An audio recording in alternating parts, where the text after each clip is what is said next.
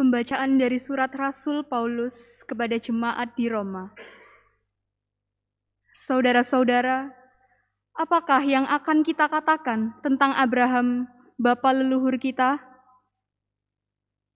Sebab jika Abraham dibenarkan karena perbuatannya, maka ia mendapat alasan untuk bermegah, tetapi bukan di hadapan Allah.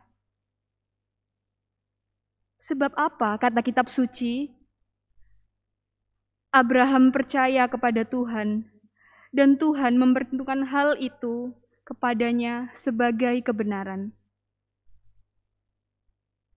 Kalau ada orang bekerja, upahnya diperhitungkan bukan sebagai hadiah, melainkan sebagai haknya. Tetapi kalau ada orang yang tidak bekerja, namun percaya kepada Dia yang membenarkan orang durhaka, imannya diperhitungkan menjadi kebenaran. Demikian juga Daud memuji bahagia orang yang dibenarkan Allah, bukan berdasarkan perbuatannya. Berbahagialah orang yang diampuni pelanggarannya, dan dosa-dosanya ditutupi. Berbahagialah orang yang kesalahannya tidak diperhitungkan Tuhan kepadanya. Demikianlah sabda Tuhan. Mazmur tanggapan dengan refren, Engkaulah persembunyian bagiku, Engkau melindungi aku sehingga aku selamat dan bergembira. Engkaulah persembunyian bagiku, Engkau melindungi aku sehingga aku selamat dan bergembira. Berbahagialah orang yang pelanggarannya diampuni dan dosa-dosanya ditutupi. Berbahagialah orang yang kesalahannya tidak diperhitungkan Tuhan dan tidak berjiwa penipu. Refren, Engkaulah persembunyian bagiku, Engkau melindungi aku sehingga aku selamat dan bergembira. Akhirnya dosa-dosaku kuungkapkan kepadamu, dan kesalahanku tidaklah kusembunyikan. Aku berkata, aku menghadap Tuhan dan mengakui segala pelanggaranku. Maka Engkau sudah mengampuni kesalahanku. Refren, Engkaulah persembunyian bagiku, Engkau melindungi aku, sehingga aku selamat dan bergembira.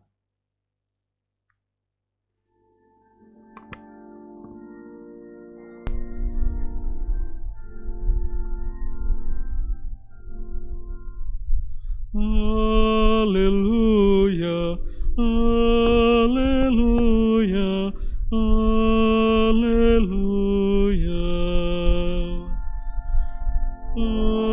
Haleluya, haleluya, haleluya. Tunjukkanlah kiranya kasih setiamu, ya Tuhan, sebab padamulah kami berharap. Haleluya, haleluya, haleluya. Tuhan bersamamu. Dan bersama rohmu. Inilah Injil suci menurut Lukas. Dimuliakanlah Tuhan. Bab 12 ayat 1 sampai dengan 7. Sekali peristiwa berkerumunlah beribu-ribu orang sehingga mereka berdesak-desakan. Yesus lalu mulai mengajar pertama-tama kepada murid-muridnya. Katanya, waspadalah terhadap ragi, yaitu kemunafikan kaum Farisi. Tiada sesuatu pun yang tertutup yang takkan dibuka, dan tiada sesuatu pun yang tersembunyi yang takkan diketahui. Karena itu apa yang kalian katakan dalam gelap akan kedengaran dalam terang, dan yang kalian bisikkan ke telinga di dalam kamar akan dimaklumkan dari atas atap rumah. Aku berkata kepadamu, hei sahabat-sahabatku, janganlah kalian takut terhadap mereka yang dapat membunuh tubuh, tetapi kemudian tak dapat berbuat apa-apa lagi. Aku akan menunjukkan kepadamu siapakah yang harus kalian takuti. Takutilah dia yang setelah membunuh mempunyai kuasa untuk melemparkan orang ke dalam neraka. Sungguh, aku berkata kepadamu, takutilah dia.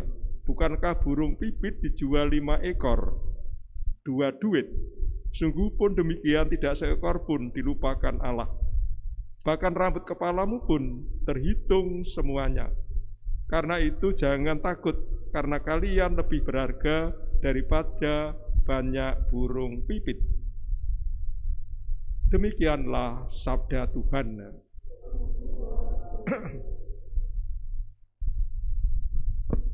Untuk menangkap pesan Injil yang baru kita dengar tadi, saya bantu dengan suatu pertanyaan, siapakah Yesus itu?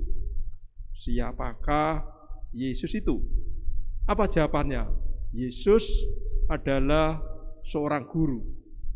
Yesus adalah seorang guru yang disubjek sasaran, yakni 12 rasul.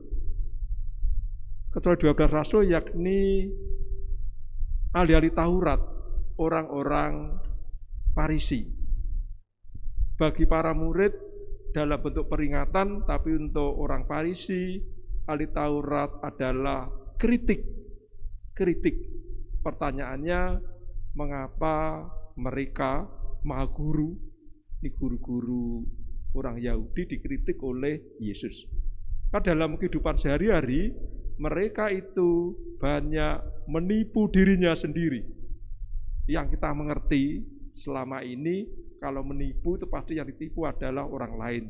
Dan yang ditipu adalah dirinya sendiri. Artinya, kalau orang lain tidak tahu, merasa beres, merasa bebas. Padahal masih ada Allah. Itulah yang bisa kita renungkan dari Injil hari ini. Ini artinya pasti ada yang tahu. Kalau orang tidak tahu, minimal kita tahu. Karena yang ditipulah dirinya sendiri. Dan juga tentu Allah adalah yang tahu. Hari ini tanggal 15 Oktober peringatan wajib Santa Teresia, perawan dan pujangga gereja. Ia lahir di Avila, Spanyol tahun 1515. Dan meninggal tanggal 24 Oktober tahun 1582. Pada waktu berumur 20 tahun, ia masuk Ordo Karmel. Bersama dengan Santo Yohanes dari Salib, Teresia membarui Ordo Karmel. Biarpun pada awalnya tentu juga banyak hambatan, banyak tantangan dari teman seordo. Berkaitan dengan Teresia ini, Teresia adalah seorang wanita pertama yang mendapat gelar pujangga gereja. Teresia adalah orang yang pertama yang mendapat gelar pujangga gereja. Semoga dengan peringatan wajib hari ini kita bisa mencontoh kesalian dan kesucian dari Santa Teresia. Berkatalah menyertai kita semua.